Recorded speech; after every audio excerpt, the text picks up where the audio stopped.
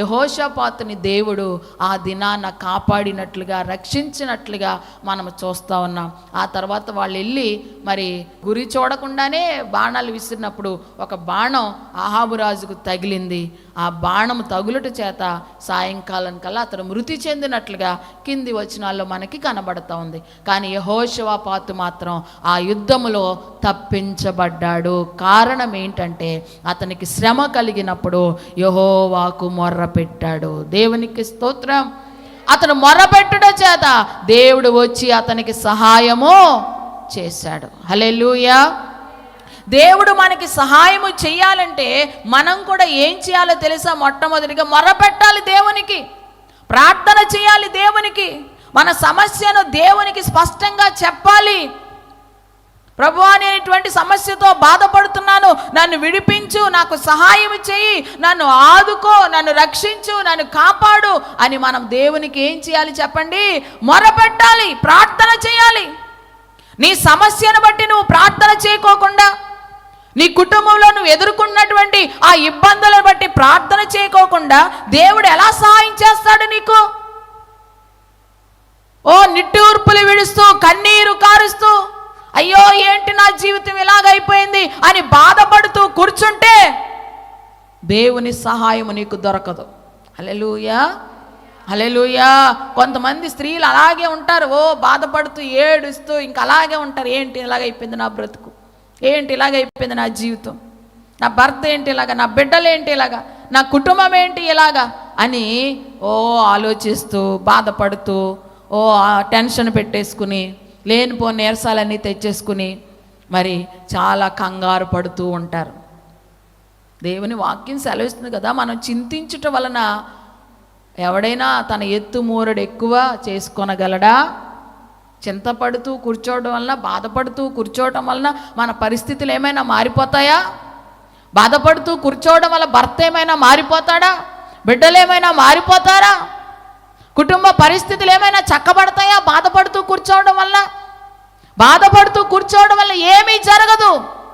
నీ కుటుంబం బాగుపడాలంటే నువ్వు దేవునికి మొర్ర పెట్టాలి, ప్రార్థన చేయాలి. స్త్రీలు ఇంటిలో పడి దేవుని పాదాలు పట్టుకుని బ్రతిమాలాలి. కన్నీరు మున్నీరుగా ఆయన పాదాలు పట్టుకుని బ్రతిమాలితే ఖచ్చితంగా దేవుని సహాయము మనకు అందించబడుతుంది. ఆమేన్, హల్లెలూయా. శ్రేలమైన మనం ఇంట్లో ఉండి ఏం చేయాలి? ప్రార్థన చేయాలి, దేవునికి మొరపెట్టాలి, మొరపెట్టాలి, మొరపెట్టాలి. ఇశ్రాయేలీయులు ఐగుప్తు దేశంలో భయంకరమైన శ్రమలో ఉన్నారు. ఫరో రాజు వాళ్ళని కఠినమైన బాధ పెడుతున్నాడు, కఠినంగా హింసిస్తూ ఉన్నాడు. బాధపడ్డారు, పడ్డారు, పడ్డారు. చివరికి వాళ్ళ ఆ బాధను తట్టుకోలేక ఏం చేశారో తెలుసా? దేవునికి మొర్ర పెట్టారు. హల్లెలూయా. ఎప్పుడైతే మొర్ర పెట్టారో వెంటనే దేవుడు కలుగజేసుకుని వారిని విడిపించడానికి మోషే అనే నాయకుడిని వారి కొరకు పంపించాడు. మొర్ర పెట్టనంత వరకు వారి కొరకు నాయకుడిని పంపించలేదు. మొర్ర పెట్టిన తర్వాతే వారిని విడిపించడానికి దేవుడు ఒక మార్గాన్ని ఏర్పాటు చేశాడు. హల్లెలూయా. నువ్వు ప్రార్థన చేయకుండా మౌనంగా కూర్చునుంటే ఏమీ జరగదు. బాధపడుతూ కూర్చునుంటే నీ పరిస్థితి ఇంకా తీవ్రమైపోతుంది. నీ ఆరోగ్యాన్ని కూడా నువ్వు చెడిపేసుకుంటావు. కానీ నువ్వు బాధపడటం కన్నా ఆ కన్నీరేదో దేవుని పాదాల యొద్ద కారిస్తే నీకు విడుదల వస్తుంది. హల్లెలూయా, హల్లెలూయా. ఏడవండి, మీరు ఇంట్లో ఏడవండి. చాలామంది భర్తలు అంటూ ఉంటారు, అస్తమాని ఎందుకు అలా ఏడుస్తూ ఉంటావు, నీ ఏడుపు నా ఇంటికి దరిద్రం అంటూ ఉంటారు. హల్లెలూయా, హల్లెలూయా. మీరు మామూలుగా అలాగా కూర్చుని ఏడిస్తే దరిద్రమేమో కానీ దేవుని పాదాల దగ్గర ఏడిస్తే మాత్రం అది గొప్ప ఆశీర్వాదం. దేవునికి స్తోత్రం. హన్నా తన మరి తోడికోటల చేత, పెనిన్నా చేత చాలా బాధింపబడింది, చాలా విసిగించబడింది. తనకు పిల్లలు పుట్టారు, హన్నాకి పిల్లలు పుట్టల. చాలా మాటల చేత చాలా వేధింపబడుతూ విసిగింపబడుతూ ఉన్నప్పుడు ఆమె ఏం చేసింది? మందిరంలోనికి వెళ్ళిపోయి అక్కడ మందిరంలో కూర్చుని మూలుగలతో విజ్ఞాపన చేసింది. అంటే మాట కూడా రావట్లేదు. ఆ వేదన బట్టి, ఆ దుఃఖాన్ని బట్టి నోటంట మాట కూడా రావట్లే. మూలుగులే వస్తూ ఉన్నాయి. ఆ మూలుగుతూ దేవుని సన్నిధిలో బ్రతిమాలుకుంది. ఆ రాత్రే దేవుడు ఆమెను జ్ఞాపకము చేసుకుని ఆమె గర్భాన్ని తెరిచాడు. అవునా కాదా? దేవునికి స్తోత్రం. మరి బైబిల్ గ్రంథంలోనే అటువంటి గొప్ప ప్రవక్త లేడు. అంత గొప్ప ప్రవక్తను దేవుడు హన్నాకి ఇచ్చాడు. కారణం ఏంటి? నన్ను వాళ్ళు ఇలాగంటున్నారు, నా తోడుకోళ్ళు అస్తమాను నన్ను ఇలా బాధ పెడుతుంది అని ఏడుస్తూ కూర్చుంటే అంత గొప్ప ప్రవక్త ఆమెకు పుట్టేవాడు కాదు. కానీ ఆమె అలాగా దానిని బట్టి ఏడవకుండా ప్రభువు సన్నిధిలోనికి వచ్చి ప్రభువు దగ్గర ఏడ్చింది కాబట్టి, ప్రభువు దగ్గర మొరపెట్టింది కాబట్టి, దేవుని మందిరములో బ్రతిమాలుకుంటూ మొరపెట్టింది కాబట్టి ఆమె యొక్క అవసరత తీర్చబడింది. ఆమె కన్నీరు తొరవబడింది. ఆమె యొక్క మరి నింద తొలగించబడింది. గొడ్రాలు అనబడినటువంటి నింద తొలగించబడి మరి అనేక మంది బిడ్డలను కనిన తల్లిగా ఆవిడ మార్చబడింది. దేవునికి స్తోత్రం. హల్లెలూయా. దేవుని సహాయం మనకు కావాలి అని అంటే ఏం చేయాలి చెప్పండి? మొరపెట్టాలి, దేవునికి ప్రార్థన చేయాలి, దేవుని సన్నిధిలో పడి. హల్లెలూయా. అనవసరంగా వీటి దగ్గర మన సమయాన్ని వ్యర్థం చేసుకోకుండా, అనవసరమైన కబుర్ల దగ్గర మన యొక్క సమయాన్ని వ్యర్థం చేసుకోకుండా దేవుని పాదాల పట్టుకుని ప్రార్థన చేస్తే ఖచ్చితంగా మన కుటుంబాలు ఆశీర్వదించబడతాయని గుర్తుపెట్టుకోండి. మన కుటుంబాలు చక్కగా కట్టబడతాయి అన్న విషయాన్ని మీరు జ్ఞాపకం చేసుకోండి. మీ భర్త మారట్లేదా? భర్త రక్షణ కొరకు, భర్త మార్పు కొరకు దేవుని సన్నిధిలో మొరపెట్టండి. బిడ్డలు సరిగ్గా దారి తప్పిపోయి మాట వినట్లేదా? దేవుని దగ్గర మొరపెట్టండి. ఖచ్చితంగా ఆయన నీ కుడి చేతిని పట్టుకుని నీకు సహాయం చేస్తాడు. ఆమేన్. హల్లెలూయా. రెండవదిగా ఏం చేయాలో మనం చూద్దాం. చూడండి, ఆయన మనకి సహాయం చేయాలంటే ఆయన యందు నమ్మిక ఉంచాలి. ఏం చేయాలి చెప్పండి? ఆయన యందు నమ్మకం ఉంచాలి. కీర్తనల 115:11 వచనాన్ని మనం చదువుదాం. యెహోవా యందు భయభక్తులు గలవారులారా, యెహోవా యందు నమ్మికయుంచుడి, ఆయన వారికి సహాయము, వారికి కేడెము. హల్లెలూయా.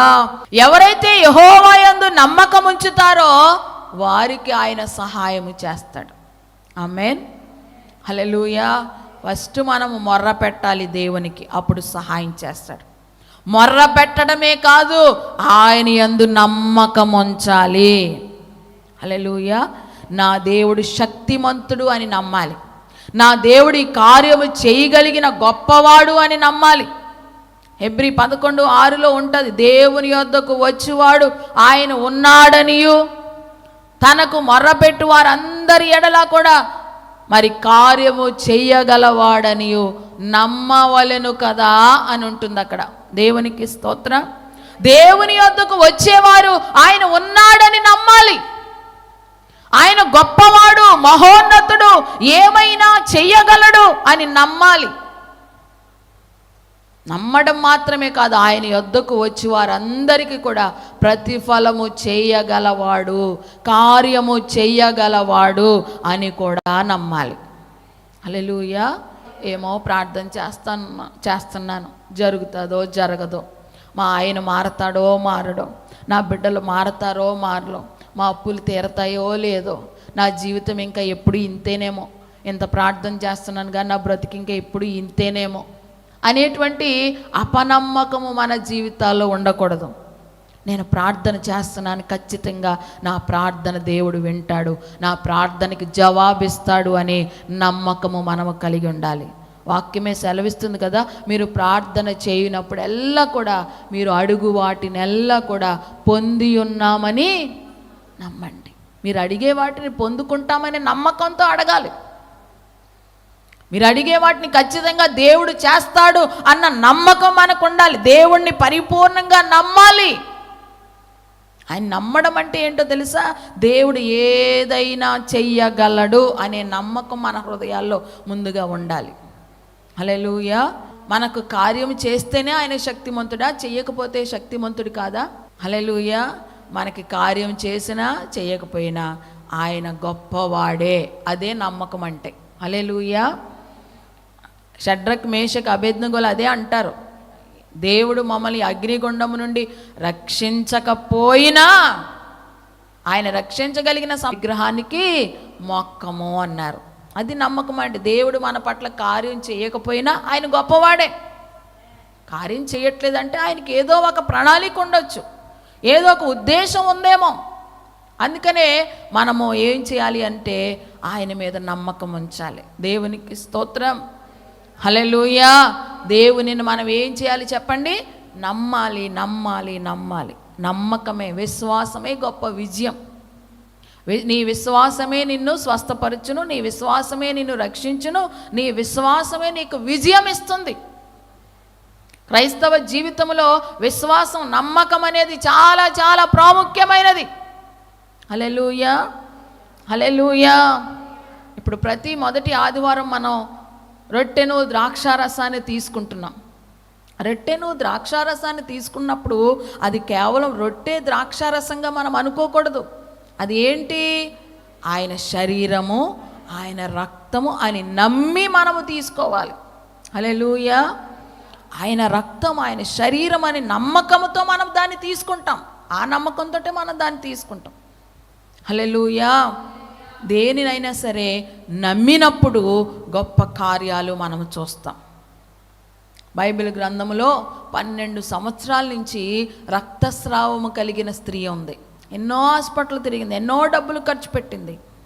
ఎంత ఖర్చు పెట్టినా సరే ఆమెకి స్వస్థత మాత్రం కలగలేదు, నయం మాత్రం కలగలేదు. చాలా తిప్పలు పడింది, చాలా బాధపడింది. అయితే ఆమెకు విడుదల దొరకలేదు.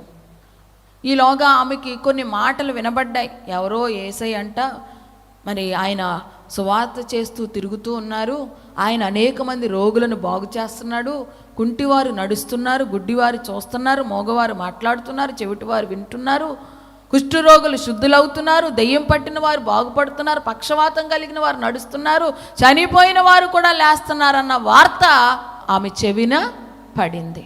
అప్పుడు ఆమెకు కూడా ఒక నమ్మకం కలిగింది. ఏంటంటే, నేను ఆయన దగ్గరికి వెళితే ఖచ్చితంగా నేను కూడా బాగుపడతాను అనే నమ్మకం కలిగింది. రక్తస్రావంతో ఉన్నవారు సమాజం ఎదుటకు రాకూడదు, వారు అపవిత్రులుగా ఎంచబడతారు.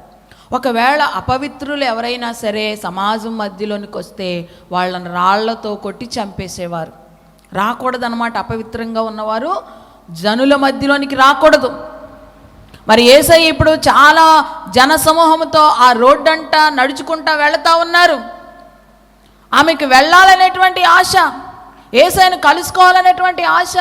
కానీ మరి వెళితే జనులు గుర్తుపట్టి మరి అపవిత్రురాలు ఎందుకు వచ్చావని చెప్పి రాళ్లతో కొట్టి చంపేస్తారేమో అనే భయం ఒక పక్క నుండి, ఏ విధంగానైనా సరే నేను ఆయన దగ్గరికి వెళ్ళాలి, నేను ఎవ్వరికీ తెలియకుండా రహస్యంగా వెనక తట్టుగా వెళ్ళి ఆయన వస్త్రపు చెంగు ముట్టుకుంటాను, ఆయన వస్త్రపు చెంగు ముట్టుకుంటే చాలు నాకు స్వస్థత కలుగుతుందనే నమ్మకం ఆమెలో కలిగి ఉంది. దేవునికి స్తోత్రం. అదే నమ్మకంతో ఆమె వెనక తట్టుగా వచ్చింది. ఆ జనసమూహంలో ఎవ్వరికి కనబడకుండా మెల్లిమెల్లిగా వచ్చి వెనక నుంచి యేసయ్య వస్త్రపు చెంగును ముట్టుకుంది. ఎప్పుడైతే ఆ వస్త్రపు చెంగును ముట్టుకుందో ప్రభావము ఆయనలో నుండి వెళ్ళింది. వెళ్ళి ఆ స్త్రీని తాకగానే అప్పటికప్పుడు ఆమె రక్తధార కట్టడిపోయింది, ఆగిపోయింది. ఎప్పుడైతే ప్రభావం యేసయ్యలో నుండి వెళ్ళిందో బయటికి, యేసయ్య గమనించారు. వెంటనే అక్కడ ఉన్న వారిని ప్రశ్నిస్తున్నారు, ఎవరో నన్ను ముట్టుకున్నారు, ఎవరో నన్ను ముట్టుకున్నారు, ఎవరో అని అంటుంటే శిష్యులు అంటారు, ఏంటి ప్రభువా ఈ దారుణం, ఇంతమంది జనసమూహం గుంపులుగా నడుస్తూ ఉన్నారు, ఒకరి మీద ఒకరు పడుతూ ఉన్నారు, ఒకరిని ఒకరు రాచుకుంటూ నడుస్తూ ఉన్నాము, చాలా ఇరుకుగా ఉంది కదా, ఇటువంటి సందర్భంలో ఎవరు నన్ను ముట్టుకున్నారని అడుగుతున్నావేంటి ప్రభు అని అంటే, లేదు లేదు ఎవరో నన్ను ప్రత్యేకంగా తాకారు, ముట్టారు అని అనగానే ఇక ఆమె దాగి ఉండలేనని అనుకుని వెంటనే ఎదురుకొచ్చి నేనే ప్రభు అన్నది. హల్లెలూయా. అప్పుడు వెంటనే యేసయ్య ఏమన్నారో తెలుసా, కుమారి నీ విశ్వాసమే నిన్ను స్వస్థపరిచింది, స్వస్థత కలిగిన దానివై నీ ఇంటికి పొమ్ము అని చెప్పి ఆమెను పంపించేశారు. హల్లెలూయా. ఆమె విశ్వాసం, ఆమె నమ్మకం ఆమెను బాగు చేసింది. ఆ వస్త్రపు చెంగును ముట్టుకుంటే చాలు నాకు స్వస్థత కలుగుతుంది అనే నమ్మకము దేవుని మీద ఉన్నది. హల్లెలూయా. ఆయన వచ్చి నా మీద చెయ్యేసి ప్రార్థన చేసేయాలి, నేను ఆయన ఎదురుగా వెళ్ళిపోవాలి, ప్రభువా నాకు ప్రార్థన చేయి అనగానే ఆయన నా మీద చెయ్యేసి ప్రార్థన చేయగానే నాకు తగ్గిపోతుంది అన్న నమ్మకం కాదు ఆమెది. కొంతమందికి ఇటువంటి నమ్మకమే ఉంటుంది. హల్లెలూయా. దైవజనులు చెయ్యేసి ప్రార్థన చేస్తేనే కానీ తగ్గదు అనేటువంటి నమ్మకం కలిగి ఉంటారు. నిజంగా వాళ్ళకి చెయ్యేస్తేనే తగ్గుతుంది. హల్లెలూయా. ఒక్కసారి చెయ్యి వాళ్ళ మీద పడేసామనుకోండి, అప్పుడు వాళ్ళ నమ్మకం ఏంటంటే దైవజనుడు నా మీద చెయ్యేస్తేనే నాకు తగ్గుతుంది అనే నమ్మకం. హల్లెలూయా, హల్లెలూయా. దేవుడు ఏ టైంలో ఎలాగైనా సరే మనల్ని ముట్టగలడు. మన విశ్వాసముతో దేవుని యొక్క స్పర్శ కొరకు మనము కనిపెట్టుకోవాలి. ప్రార్థన చేసినప్పుడు దేవుడు మనల్ని స్వస్థపరచవచ్చు, ఆరాధనలో దేవుడు మనల్ని స్వస్థపరచవచ్చు, వాక్యం చెప్తూ ఉన్నప్పుడు దేవుడు మనల్ని తాకొచ్చు. ఎప్పుడైనా సరే ఆయన మనల్ని తాకి స్వస్థపరచగలిగిన సమర్థుడు. హల్లెలూయా. కనుక ఆయన స్వస్థత కొరకు మనం కనిపెట్టుకోవాలి. కానీ మనము ఇలా చేస్తేనే స్వస్థత కలుగుతుందని, చెయ్యేస్తేనే తగ్గుతుంది అనే నమ్మకం కాదు మనకి కావలసింది. హల్లెలూయా, హల్లెలూయా. ఆమె అలా అనుకోలేదు, నేను యేసయ్య దగ్గరికి వెళ్ళి చెయ్యించుకుంటాను నాకు తగ్గిపోతుంది అని అనుకోలేదు. కానీ వెనక తట్టుగా వెళ్ళి ఆయన వస్త్రపు చెంగు ముట్టుకుంటే చాలు నాకు స్వస్థత కలుగుతుందని నమ్మాడు. ఒక శతాధిపతి కూడా దేవునితో విశ్వాసంతో అదే మాట మలుగుతాడు. శతాధిపతి యొక్క దాసుడు రోగి అయి మంచం మీద పడి ఉన్నప్పుడు యేసయ్య దగ్గరకు వచ్చి ఆ శతాధిపతి అంటాడు, ప్రభువా నువ్వు నా ఇంటికి వచ్చుటకు నేను పాత్రుడను కాదు, నువ్వు మాట మాత్రము సెలవివ్వు, నా దాసుడు బాగుపడతాడు అని చెప్పాడు. ఏం సెలవు ఇమ్మన్నాడు? నువ్వు మాట సెలవి, నా దాసుడు బాగుపడతాడు. నువ్వు మాట చెప్తే చాలయ్యా బాగుపడతాడు. ఒక్కసారి మాట్లాడయ్యా స్వస్థత కలుగుగా, కానీ మాట్లాడయ్యా, నువ్వు మాట్లాడితే చాలు, నువ్వు ఇక్కడుండి పలికితే చాలు, అక్కడ నా దాసుడు బాగుపడతాడనే నమ్మకం. అప్పుడు కూడా యేసయ్య అంటారు, ఇశ్రాయేలులో ఎవనికైనాను ఇంత విశ్వాసం ఉన్నట్లు నేను. హల్లెలూయా. కనుక దేవుని మీద మనకి నమ్మకం ఉండాలి. మనము ప్రార్థన చేస్తున్నప్పుడు దేవుడు చేస్తాడు అనే నమ్మకం మనము కలిగి ఉండాలి. ఆ నమ్మకముతో మనము ప్రార్థన చేయాలి. అప్పుడు తప్పకుండా నీ నమ్మకాన్ని బట్టి దేవుడు నీకు సహాయము చేస్తాడు. దేవునికి స్తోత్రం. ఇక చివరిగా చూస్తున్నాను చూడండి, దేవుడు మనకి సహాయము చేయాలంటే మనం ఆయన కొరకు కనిపెట్టుకుని ఉండాలి. ఏం చేయాలి చెప్పండి? ఆయన కొరకు కనిపెట్టుకుని ఉండాలి. కీర్తనలు 33:21 చదువుదాం. మన ప్రాణము యెహోవా కొరకు కనిపెట్టుకొనుచున్నది, ఆయనే మనకు సహాయమును మనకు కేడెమునై ఉన్నాడు. హల్లెలూయా. ఎవరైతే యెహోవా కొరకు కనిపెట్టుకుని ఉంటారో వారికి ఆయన సహాయము చేస్తాడు. అంటే కనిపెట్టుకుని ఉండాలి. దేవుడు మనకి సహాయము చేయాలి అని అంటే ఆయన సహాయం కొరకు కనిపెట్టుకుని ఉండాలి. కనిపెట్టుకుని ఉండడం అంటే ఎదురు చూస్తూ ఉండడం. దేవుడు సహాయము చేసే వరకు కూడా ఎదురు చూస్తూనే ఉండాలి, కనిపెట్టుకుని ఉండాలి. ఆమేన్. ఎందుకంటే దేవుడు కొన్నిసార్లు వెంటనే కార్యము చేస్తాడు, కొన్ని కార్యాలు ఆలస్యం అవుతాయి, వెంటనే చెయ్యడు. చేయలేదు కదా అని మనం అటు ఇటు పరుగులెట్టకూడదు. వాళ్ళ సహాయం కొరకు వీళ్ళ సహాయం కొరకు పరుగులెట్టకూడదు. వాళ్ళ వైపు వీళ్ళ వైపు మనం చేతులు చాపకూడదు. దేవుడు సహాయము చేసే వరకు కూడా దేవుని సహాయము కొరకు మనము కనిపెట్టుకుని ఉండాలి. ఆమేన్. హల్లెలూయా. ఎదురు చూడాలి, ఓపిక కలిగి ఉండాలన్నమాట. కొంచెం ఓపిక మనకి కావాలి, కొంచెం సహనం మనకి కావాలి. యెహోవా కొరకు మనము కనిపెట్టుకుని ఉండాలి. యెహోవా కార్యముల కొరకు మనము కనిపెట్టుకుని ఉండాలి. బైబిల్ గ్రంథంలో బెతస్తా అనేటువంటి ఒక కోనేరు ఉంది. ఆ కోనేరుకి ఎన్ని మంటపములు ఉన్నాయి చెప్పండి? 5 మంటపములు ఉన్నాయి. మంటపములు అంటే చుట్టూ రేవులు లాంటి. హల్లెలూయా. ఎన్ని ఉన్నాయి చెప్పండి? 5 మంటపములు ఉన్నాయి. దేవునికి మహిమ కలుగునుగాక. ఆ మంటపముల దగ్గర అనేక మంది రోగులు, గుడ్డివారు, కుంటివారు, పక్షవాతం కలిగిన వారు, అనేకమైన బలహీనతలు కలిగిన వారు ఆ కోనేరు చుట్టూ కూడా ఆ మంటపముల దగ్గర కాచుకుని ఉండేవారు. దేవునికి స్తోత్రం. ఎందుకు కాచుకుని ఉండేవారు అని అంటే ఒకానొక సమయంలో సడన్గా దేవదూత వచ్చి ఆ కోనేటిలో ఉన్న నీరును అటు ఇటు కదిలిస్తుంది. ఏం చేస్తుంది చెప్పండి? దేవదూత వచ్చి నీటిని అటు ఇటు కదిలిస్తుంది. ఎప్పుడైతే దేవదూత వచ్చి నీటిని కదిలిస్తుందో ఆ నీరు కదిలించబడినప్పుడు మొదట ఎవడు దిగునో వాడు ఎట్టి రోగము కలిగిన వాడైనను బాగుపడతాడు. దేవునికి స్తోత్రం. అది బెతస్దా కోనేరు యొక్క విశిష్టత. అది బెతస్దా కోనేరు యొక్క ప్రత్యేకత. దేవదూత వచ్చి నీళ్లు కదిలించబడినప్పుడు ముందుగా ఎవరైతే దిగుతారో వారు ఎటువంటి వ్యాధి అయినా సరే, ఆ వ్యాధి అని లేదు, ఈ వ్యాధి అని లేదు, ఏ వ్యాధి కలిగిన వాడైనా సరే అందులో దిగితే మొదట దిగిన వాడికే స్వస్థత. దేవునికి స్తోత్రం. కాబట్టి దేవదూత ఎప్పుడు వచ్చి కదిలిస్తుందా అని ఆ కోనేరు చుట్టూ కూడా అనేక మంది రోగులు కనిపెట్టుకుని ఉండేవారు. కొంతమంది కనిపెట్టుకుని ఉండి మరి ఆ దేవదూత కదిలించగానే సడన్గా అందులోకి దూకేసేవారు. వెంటనే వాళ్ళు బాగుపడి బయటకు వచ్చేసేవారు. అలాగా ఎప్పుడు దేవదూత వస్తాడా, ఎప్పుడు కదిలిస్తాడా అని చాలామంది అక్కడ కనిపెట్టుకుని అక్కడే ఉండిపోతూ ఉండేవారు. అలాగ సంవత్సరాల తరబడి ఉండిపోయేవారు అక్కడ. దేవునికి స్తోత్రం. ఎన్ని రోజుల తరబడి? సంవత్సరాల తరబడి ఉండిపోయేవారు. అక్కడ ఒక వ్యక్తి గురించి ప్రత్యేకంగా వ్రాయబడి ఉంది. పక్షవాతముతో ఉన్నటువంటి ఒక వ్యక్తి ఎన్ని సంవత్సరాల నుంచి ఉంటున్నాడంట బెతస్దా కోనేరు దగ్గర?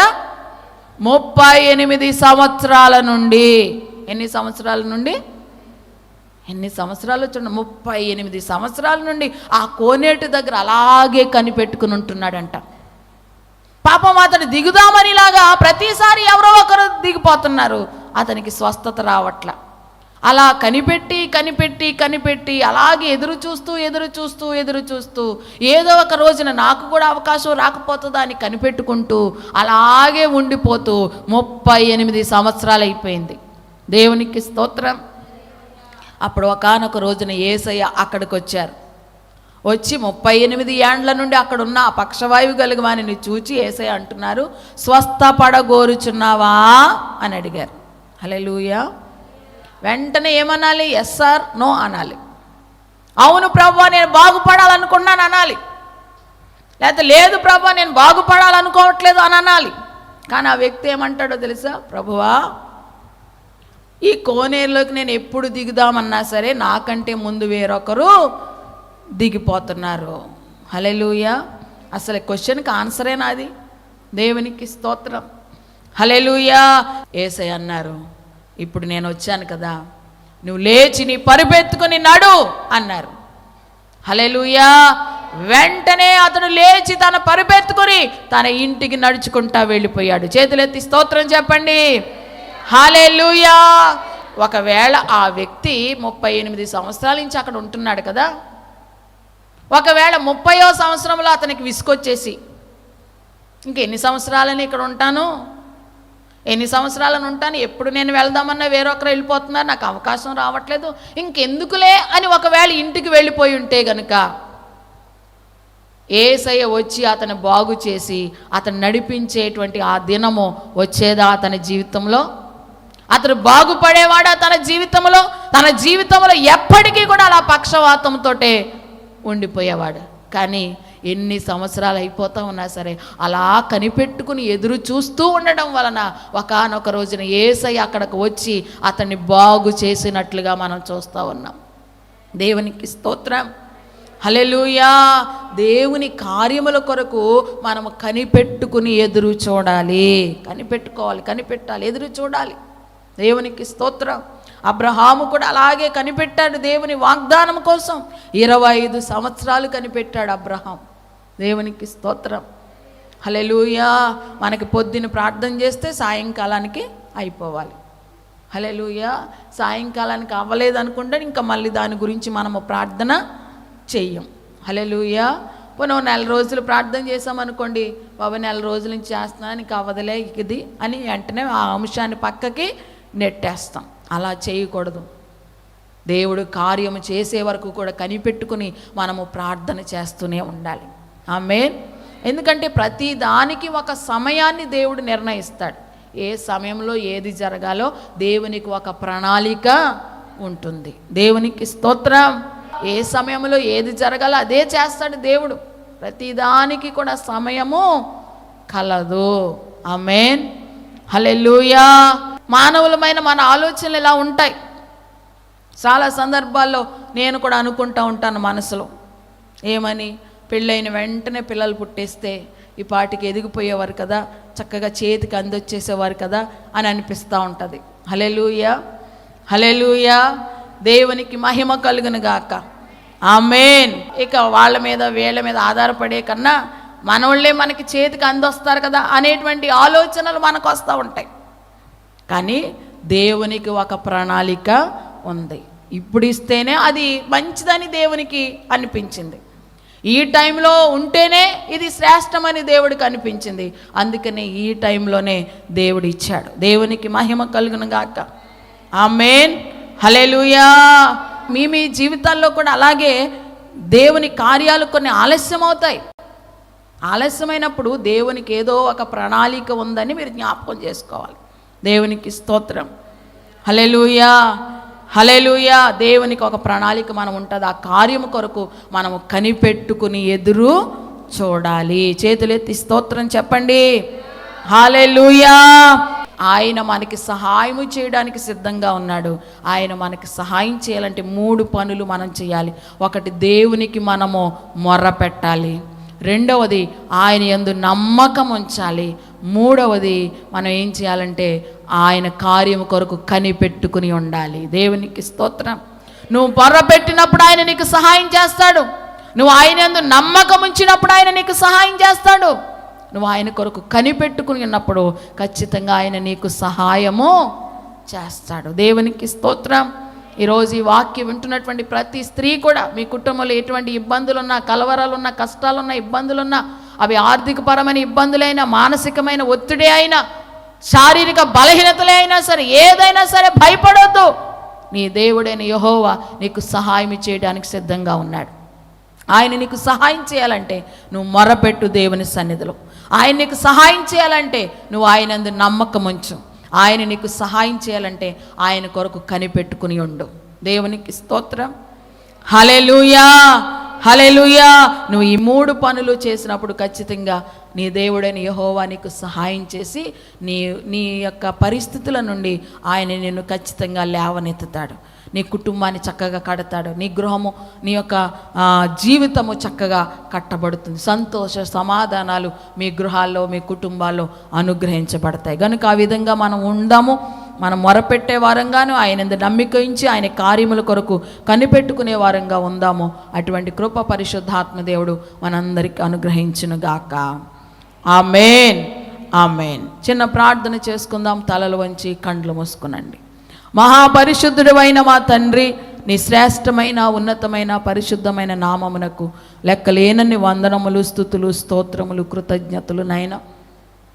ప్రభువా, ఇంతవరకు ఈ స్త్రీల కూడికలో కొద్ది సమయము నీ వాక్యం ద్వారా మాతో మాట్లాడి ఉన్నారు. ఈరోజు మా అందరికీ ఒక వాగ్దాన సందేశాన్ని ఇచ్చారు. నిజంగా స్త్రీలమైన మేము మా కుటుంబాలు ఎదురవుతున్న పరిస్థితులను బట్టి చాలా నలిగిపోతూ ఉంటాం, చాలా కలవరపడుతూ, వేదన పడుతూ, ఎవరికి చెప్పుకోలేటువంటి పరిస్థితుల్లో మేము ఉంటాం. అటువంటి పరిస్థితులలో ఈరోజు మీరు మాతో మాట్లాడారు నాయన. భయపడకు, నేను నీకు సహాయం చేస్తానని నీ వాగ్దానపూర్వకమైన మాట మాకు ఇచ్చినందుకు మీకు స్తోత్రాలు నాయన, మీకు స్తోత్రాలు నాయన.